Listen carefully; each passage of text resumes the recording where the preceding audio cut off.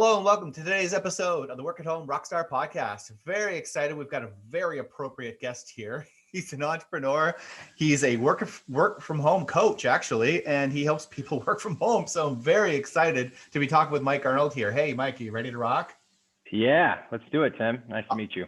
Awesome. Okay, so we always start off on a good note here. So tell me a story of success in your work from home career.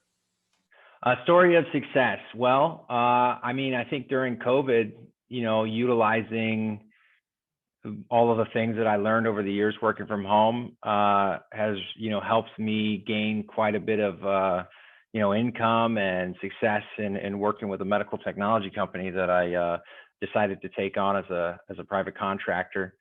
And, that company is expanding, getting ready to go public. COVID was actually the best thing to ever happen to that company. And I think just all in all, working from home the right way, making sure you're balancing your work and your life, where it's all bleeding together in your house, is super, super important. And I've used everything that I've written to be successful and, be the best I can be, right? And it's paid off for sure. Right on. Yeah, and we were talking a little bit about this before the interview because, with those good notes comes a lot of bad notes and a lot of mistakes along the way. And I bet you we're going to have a lot of very similar stories, just trying to figure out how to work from home with all these, bizarre challenges. So, tell me what, I don't even know how you could pick one, but what would be the biggest bad note or the biggest mistake that you made, on your journey work from home? It's a tough one, right? Because there are so many mistakes that I've made. 13 plus years, right? Working from home, whether it's from myself or a corporation or different situations. I'd say ultimately time gets away from you when you work from home. And when you're motivated, especially in the beginning of working from home, you get caught up in this, like, I can do the best I can do because now I have all this freedom. But I think for me, biggest mistake I ever made was probably, I think it was like 2008, 2009. I had just started working from home for myself and was running my own business and trying to wear every single hat in the company, do everything for the company, right? Including production and everything. It was a finance company.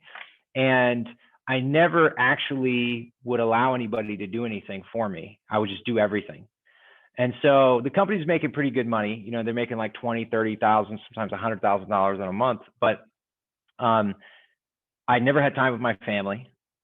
I was constantly stressed out and irritated because I couldn't finish what I needed to finish. And that actually, I lost money because of it.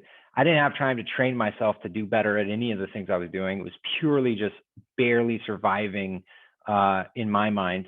And I think ultimately that was a huge mistake, not giving yourself time to develop, to really respect, what you're great at and pass the buck if you need to, or let somebody help you. Of course, if you're running a business, or at least using the people in your company to actually do what they're good at too. I think recognizing your tools is actually more than just like your printer and your laptop. It's actually recognizing, all the people as well that you can utilize for different things. And I didn't do that. I basically, and that company, it took a while, but I think after the big crash, back in 2008, right? And in 2009, it was still, everybody's feeling the wake of it all. It definitely was harder because I think I was like in my early 20s and, making tons of money and just happy, but no time.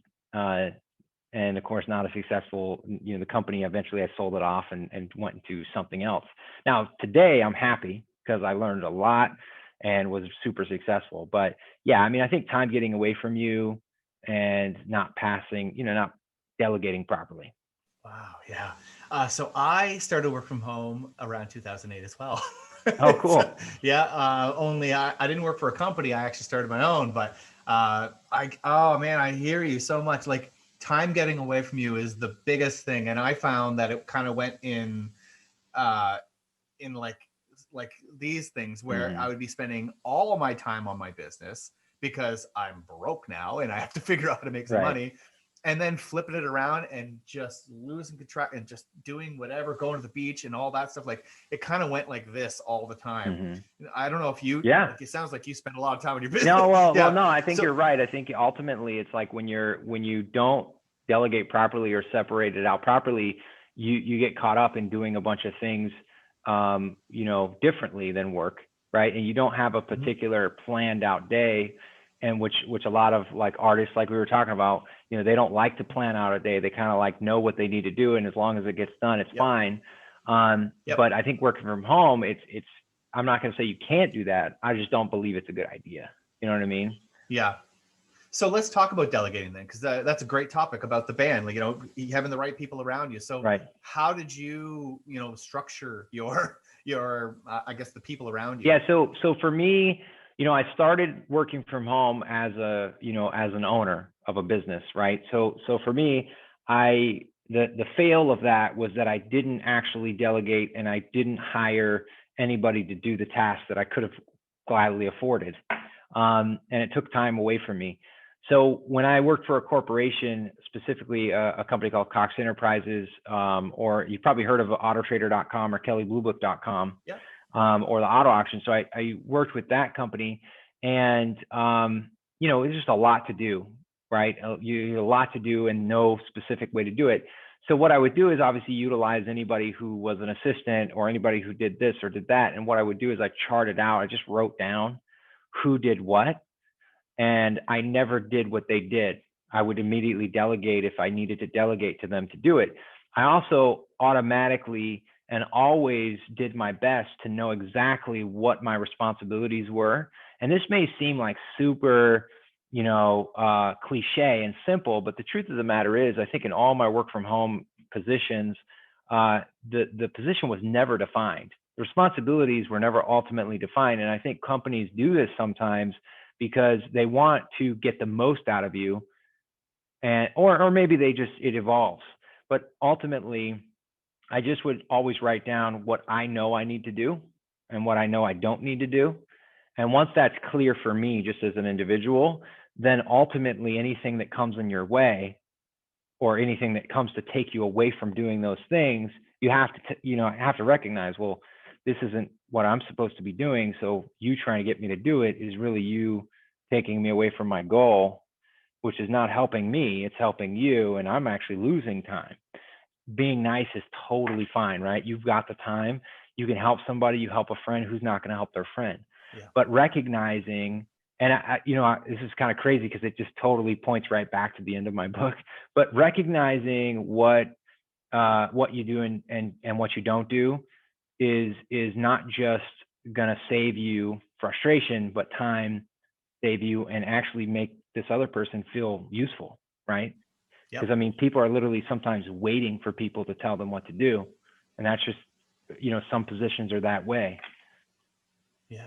Yeah, Mike, I mean, it makes so much sense. Like, and so many times I find that a lot of times when you work for a company and you see the way that things are done in that company, you think that's just, I'm wasting my time. Why do I have to do it this way? And so you just break off, you start your own business saying, I'm going to do it my way now. and Right. then you come to a point where you realize, oh, defining jobs is a good thing. Right. Right. Right. So I think what you eventually come to is that all these things that you think are ridiculous that were in your company or when you were working as an employee are done for a reason. Right. Maybe they've kind of gotten out of control and maybe they're not being used as properly but there is a rhyme to the reason, right? Totally. And what's interesting though, and again, the reason I wrote this book is because most of these corporations that have these work from home employees have zero guide on what to do to deal with your work from home life or how to actually manage your time. They definitely give you little different things. Like I think Cox Enterprises was probably the best at trying to train you with tools that you can use while you work from home. But I think ultimately you're kind of, you work from home and you're like, I appreciate my creative spirit, right? And you have to be able to meet in the middle with your creative spirit and what has worked in the past, and then come up with your own version.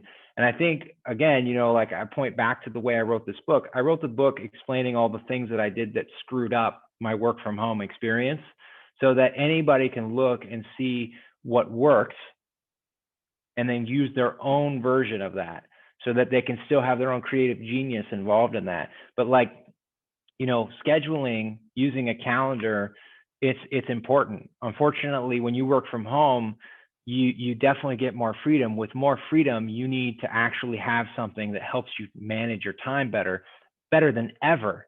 Working from home is actually the opposite of what most people believe, which is I'm going to have all this freedom to do whatever I want. It's actually, what it actually becomes is you now need to manage yourself better than you ever did when somebody was telling you when to be there and when to leave and what to do.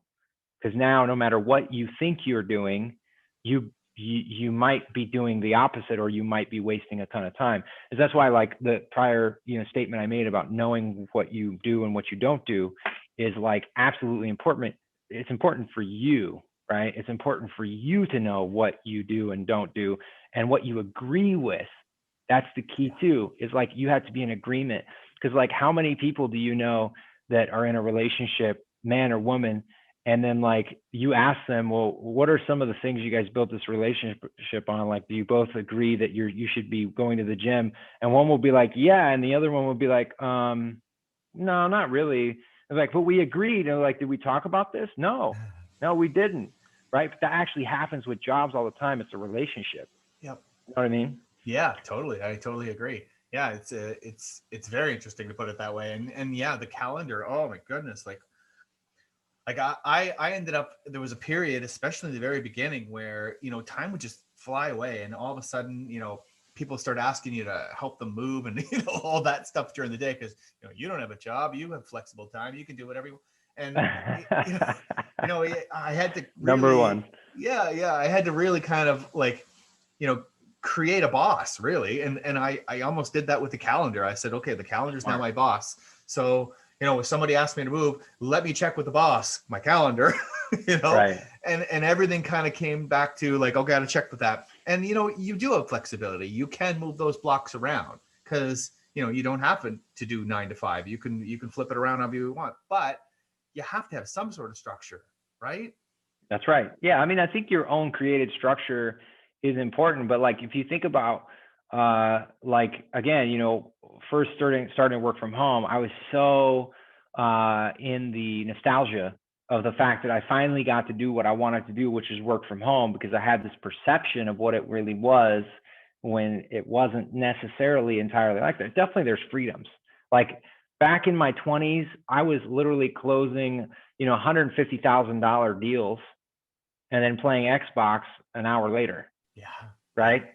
And like, it wasn't the horrible situation of like being in a cubicle. For me, would be like, I can't even imagine what being in an office is like anymore, because I've worked from home for so long, and I look at that and I don't see pleasure. You know what I mean?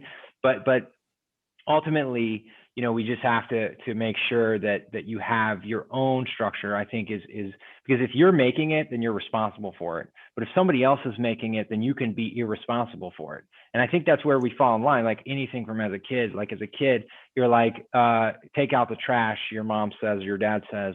And if you don't do it, it doesn't matter, because they told you to do it. But when you agree to it, like when you actively are like, yeah, I'm going to do that, I want to do that, or I'm in agreement, well, then you usually don't miss it. That's kind of the way it goes. But these are like little itty bitty things that most people don't pay any attention to. And they just blame it on the boss and blame it on the company. But when you work from home for yourself, as you probably know, there's no boss other than the boss you create. And ultimately, you don't work, you don't eat. And I mean, look at Elon Musk. I mean, the guy works 7 days a week, hundreds of hours, right? And he's been doing it for many, many, many years. Well, he's probably one of the most, intelligent, successful entrepreneurs in existence right now. One of them anyway, but he has completely enslaved to work. His work. Yeah. Yeah. So we respect that and appreciate that, but knowing that that's what his pleasure and pain comes from, right? So it probably comes down to some sort of goal setting too. Like, what do you do for that? Do you have some tools or some systems that you use for that? Yeah, I think ultimately, I plan out my calendar on a daily basis or a weekly basis or a monthly basis with specific times to handle specific things. Like, I have an open calendar right now. I get meetings put on it every day, including for these now. And ultimately, like, my main goals are actually broken out quite intricately. I mean, we're talking like there's like 52 parts to a particular set of goals that I have. So on a daily basis, I'm kind of just battle planning. Like, okay, what do I need to do? I'll either write it down the night before and say, okay, this is what I need to do, which is a really good idea. I don't always do it, to be totally fair. I don't always plan it out. But what I do typically is I kind of forecast a day and make sure that the things that I need to do are getting done, especially the more busy you get, right? Because if you don't do that, then you're right back where you started, where you're like, I don't know if I've achieved what I needed to do today. And if you're running your own business, you definitely have to wear different hats. Like, I'm going to be the customer service right now. I'm going to be the sales right now. I'm going to be the manager right now. You have to have scheduled out times for those things that I think there's a great company called wise.org, and they do business development stuff, and they do they help businesses operate, and they have a lot of different things about this. But I think as an entrepreneur, you have to wear these different hats, right? You're the customer service, you're the manager, different things throughout your day to really be as successful as you can be. As an employee, you wear one hat, and then you recognize when you're not wearing that hat anymore. Yeah. And that bleeds. When you work from home, you literally can be the employee 1 minute and 5 minutes later on Facebook being Tim. Yep. Right. Yep. So it's like, it's super interesting, because I think ultimately, like, if we were the boss of an employee doing that, we might be like, should we pay you to be on Facebook? You know what I mean? Does it matter? Maybe we'll be relaxed and we don't care. But like, if you can truly be a boss of yourself, then you'd have to be as like hard or soft as you would be to an employee, right? And most people aren't willing to do that. Most people aren't like willing to put themselves up against their own rules that they would have on a totally different person that they're paying. That's a big, big part. That's probably a jewel that I would say I didn't write in the book, but I think it's something like, when I give advice, I stop for a moment and I ask myself if I've taken it.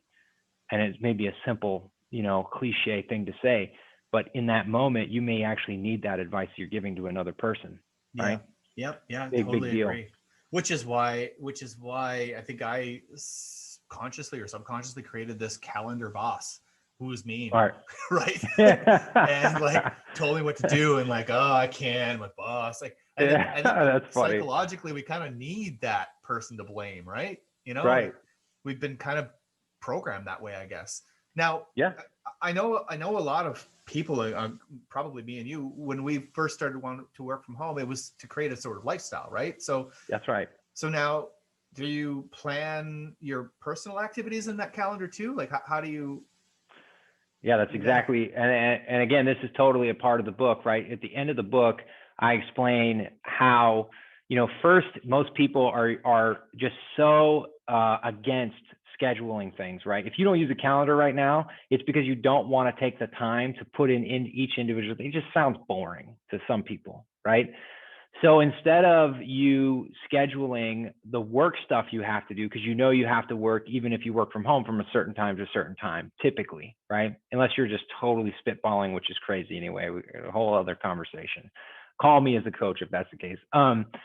So what I do is I start everybody off scheduling actually their me time first. Nice. As the number one thing done, because to me, I don't actually care if your $10 million goal needs to be hit. I actually care if you have a personal state of mind to be able to actually succeed in life, right? Like, that's what I care about. That's why I wrote this book, because I know I've seen some of the most miserable, drug addicted, problematic people in my life that work from home.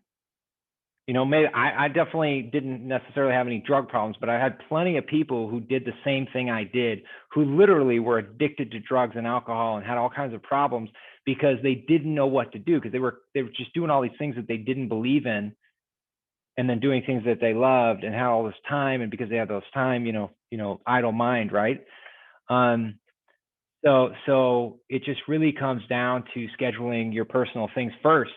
And that's the best test. That's like the number one thing you should do if somebody's not already using a calendar is screw trying to calendar your work stuff. Just start with one appointment for yourself that you can follow through on and stick to it once a day, once a week, whatever. And just start with that. Start at a gradient, really small. Do that first, and you start to enjoy it, because now you can say, I can't. At 7 a.m., that's me time. That's me time, and I'm sorry.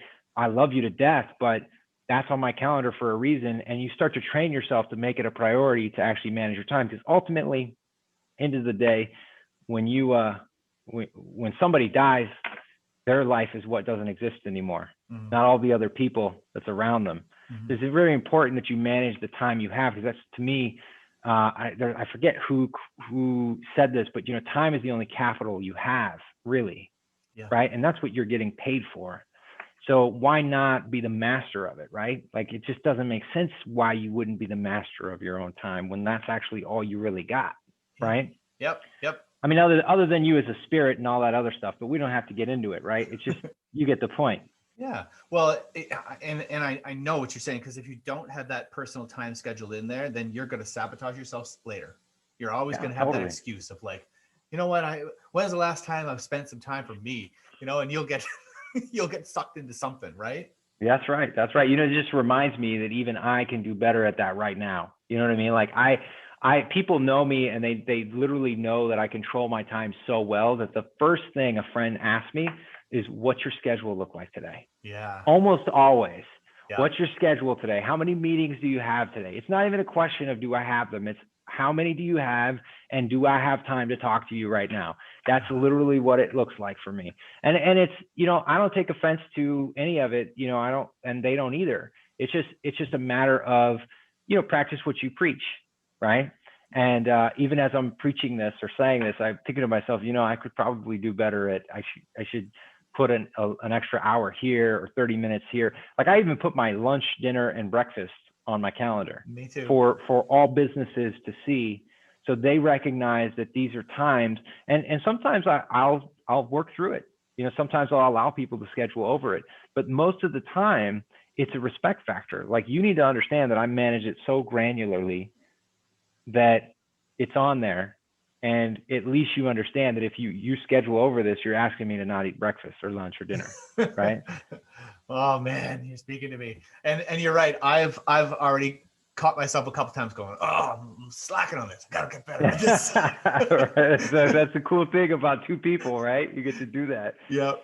Now, I know we're running out of time here, and we could talk about this forever, but it is time for your guest solo. So tell me about what's exciting in your business, or tell me about your book. I'd definitely like to talk about the book. I mean, just to give you a quick elevator pitch on the book, basically, I created this book with examples of, first I talk about a point, introduce a point, give people some tips on how to work from home if they don't already, or if they currently do. Then I start everybody off with practical exercises, literally, that give them really easy things to do to recognize when they are working from home and when they're not working from home. And what I mean by that in a little further detail is recognizing when you're on Facebook and you're not actually working, or recognizing when you're doing something that's not work, so that you can actually be more in integrity with yourself. And because nobody really cares, right? Your boss isn't going to know that, but you do, and it eventually gets to us and builds up over time. So that's, a big part of it. And I built this so that anybody can basically look at this and be like, wow, he really screwed up there, and I can do better than that. And then a tool that they can use to actually help them create their own version, right? And I do that in multiple ways. And it's not the most complicated book in the world, actually. It's very easy. And I've had people that have, simple jobs to people that have the most complicated jobs say every time, the one thing that people tell me is that they've got more time after doing it. And some people have done all of these things before. Some people are like, yeah, I do this. I use a calendar, blah, blah, blah, blah, blah. But it's just like, you go through it, get it done, and use it, actually do it. And I promise you, you'll gain, you'll definitely have a different perspective. And so ultimately, the book is something, it's like my gift to people who work from home, so to prevent, the guys who, or the gals who drink and do drugs and, have problems with their family and their life. It really, it's not even a point that I'm trying to make, a million sales from it. I just want people to actually have something that doesn't get them caught up in this trap of working from home misery. You know what I mean? Yeah. And truly have a work from home balance, because honestly, like, people are literally killing themselves working from home right now because they're miserable and think that they shouldn't be. Right. And that's just like, I just really only made that specifically for that. So, I mean, like, I definitely am doing great things in the world right now. I'm working with a medical technology company called ROM Technologies, and they're preparing for a public offering. They're, have a great technology. I stopped a little bit of what I was doing to help them basically become successful, because they're helping like medical patients with, knee problems and things like that. Really, there's like rehab fast. And it's just such an incredible company and it's helping so many, that I was like, man, I have to help them, And so I guess ultimately, the book is something I would definitely say is truly important to me, because it's literally from me as a being, from my heart. It is something that, again, is not complicated, but I truly created it with pure heart. Like, I literally did not make it thinking that it was going to give me anything. I literally made it 100% as if I could give the audience something that was totally without a return flow or something in exchange. I mean, the price on Amazon is like, it's like nothing. I could have made it like 5 times that, but it's just because I want people to actually get the benefit. That's really it. You know what I mean? Yeah. So where do I get it? So you go to Amazon. It's called Slacking Off, because it's ironic, because that's essentially what I did that caused me so many problems. So it's called Slacking Off, and you can buy it on Amazon. And I'll actually send you a link if you didn't get one, I'm assuming, or did you? I will, but I haven't yet. Yeah, no, I'll send it to you. It's called Slacking Off: A Successful Way to Work from Home. Awesome. And it's, simple. You can buy it on Kindle, or you can buy it on, get a paperback version. I think if you have Kindle already, it's free basically, right? So, okay. Or actually, I'm looking at it now. It looks like it's Kindle Unlimited is free. Okay. Without going into too much detail other than that, that's where you can get it. And, obviously leave a review if you check it out and read it. I would appreciate it. Awesome. Well, thank you so much for rocking out with me today, Mike. This has been great, especially Pleasure. for people who work from home. Yeah, totally, Tim. Thank you. Thanks for having me. Right on. And to the listeners, make sure you subscribe, rate, and comment. We'll see you next time on the Work at Home Rockstar podcast. All right.